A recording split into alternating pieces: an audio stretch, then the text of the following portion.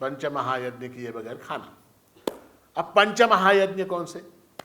तो हमारे यहाँ कहा गया है ब्रह्मयज्ञ, देवयज्ञ, पितृयज्ञ, मनुष्य यज्ञ, भूत यज्ञ, ये 5 यज्ञ। यज्ञ यानी कोई यज्ञ वेदी बना के यज्ञ करने की बात नहीं होनी। तो देवयज्ञ, देवयज्ञ यानी क्या? जो भी अन्न हमको परमात्मा की कृपा से प्राप्त हुआ है वो परमात्मा को समर्पित किए बगैर खाना, ये पाप।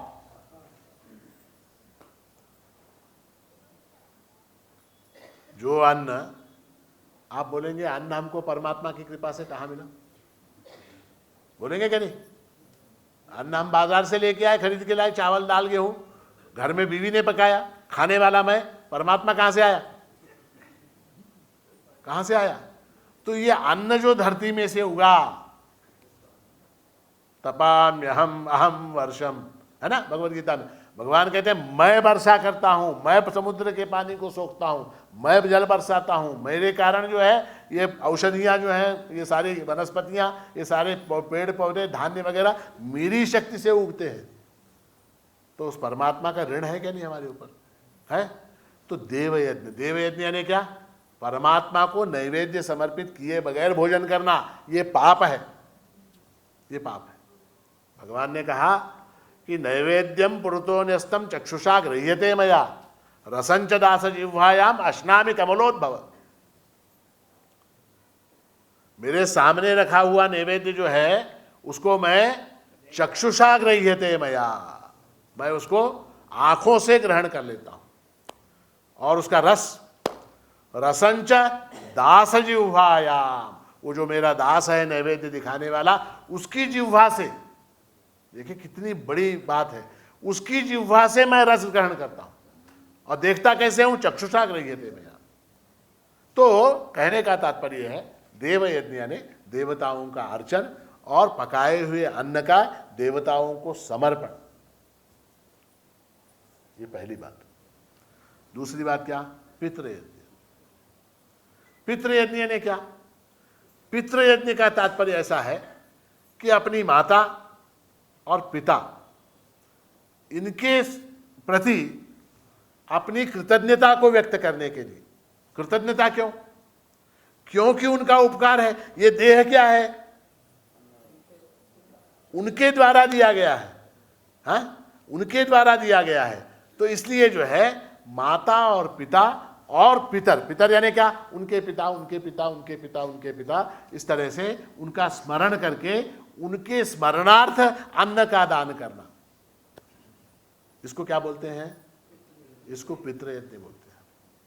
और शास्त्र में ऐसा है कि पितृलोक जो है, देखिए ऐसा है, बहुत शास्त्र में इतना गहरा विचार हुआ है। पितृलोक जो है वहां पर ये जो कालगणना है, ये जो हमारी कालगणना है, उस कालगणना, हमारी कालगणना पृथ्वी पर हम जो जी रहे हैं, हमारी कालगणना अलग, पितृलोक की कालगणना अलग। तो वहां क्या होता है? वहां जब हमारे यहां जब भाद्रपद मास आता है तब वहां पर दोपहर होती है। हमारे पास जब पितृपक्ष आता है, भाद्रपद मास आता है, उस समय वहां पर पितृलोक में दोपहर होती है। कालगणना वहां की अलग है, हाँ? वहां यहां 12 महीने का एक साल है, वहां 12 महीने का एक दिन है। तो वहां पर क्या हो जाता है कि पितृलोक के अंदर दोपहर हो जाती है। अब उनके भोजन का समय हो गया कब?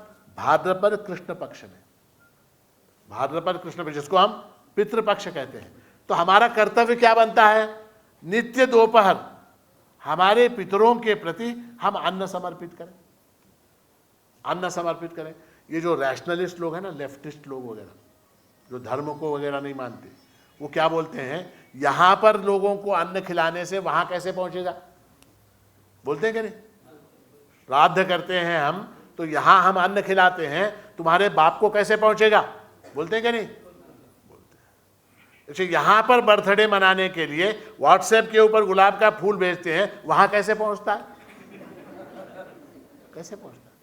कैसे पहुंचता है? हाँ, बर्थडे जिसका है वो हैदराबाद में, मैं बैठा हूं माणिकनगर में, उसका आज बर्थडे, मैं व्हाट्सएप के ऊपर फूल भेज देता हूँ और उसको हैप्पी बर्थडे बोलता हूँ, पहुँचता है क्या नहीं उसको? वो थैंक यू बोलता है क्या नहीं? उसको पहुँचा क्या फूल का गुच्छा? पहुँचा? नहीं पहुँचा, नहीं पहुँचा, फूल का गुच्छा नहीं पहुँचा, फिर भी वो थैंक यू बोलता है। क्यों बोलता है? उसको आपका भाव ज्ञात हुआ, आपका भाव, उसके प्रति जो भाव है वो भाव ज्ञात हुआ कि इसने मुझे जन्म दिवस की शुभाकांक्षा दी है। उसी तरह से आपके पितरों को, आपके बाप दादा परदादा जो है, आपके पितर जो हैं, उनको आपका भाव ज्ञात होता है। कब? जब उनके प्रति कृतज्ञता से आप किसी को अन्न खिलाते हैं। तो पितृयज्ञ के अंदर पितरों के प्रति अन्न का दान है। उसके बाद आता मनुष्य यज्ञ। मनुष्य यज्ञ यानी क्या? मनुष्य यज्ञ यानी अतिथियों को भोजन कराना। हमारे यहाँ पुराने जमाने में कहीं होटल नहीं था, कहीं कोई रेस्टोरेंट नहीं था, पानी पूरी की बंडी नहीं थी, कुछ नहीं थी। गांव में लोग आते थे, लोग जाते थे, कहाँ खाते थे? अतिथियों को भोजन कराने की परंपरा। तो मनुष्य यज्ञ, ये कहा गया है शास्त्र में कि हम भोजन करने से पहले किंचित काल प्रतीक्षा करें और अपने घर से बाहर जाके दोनों तरफ देखें। शास्त्र में विधान है, अपने घर से, दरवाजे से बाहर जाके इस तरफ और उस तरफ देखें। यहाँ इस घर में, पड़ोसी के घर में कोई भूखा तो नहीं है, इस घर में कोई भूखा तो नहीं है। ये देखने के बाद हम भोजन करें। वो क्यों? ऐसा करने से क्या होगा? ऐसा करने से प्रत्येक व्यक्ति अगर अपने पड़ोसी भूखा है क्या नहीं ये देखेगा तो क्या हो जाएगा बताइए? कोई भी भूखा नहीं रहेगा। उसको मनुष्य यज्ञ कहा गया है। और उसके बाद भूत यज्ञ है। भूत यज्ञ यानी क्या? ये जितने प्राणी हैं, गाय है, बैल है, हमारी सेवा करते बैल।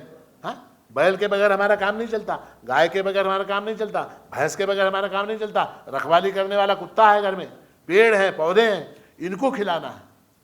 इन सबको खिलाने के बाद मुझे भोजन करना, उसको भूत यज्ञ कहते हैं। वो जो सारे प्राणी हैं, गाय को घास डालना, चारा डालना, पानी पिलाना, बैल को पानी पिलाना, बैल को चारा डालना, कुत्ते को रोटी डालना, बिल्ली को दूध पिलाना, घर में जो वृक्ष हैं, पेड़ पौधे हैं अपने, उनको पानी डालना, ये सब करने के बाद हमको भोजन करना है। तो इसको क्या बोलते हैं? भूत यज्ञ कहते हैं। और ये यज्ञ न किए बगैर जो भोजन करता है उसको क्या बोलते हैं? अति अशनम। वो पाप है।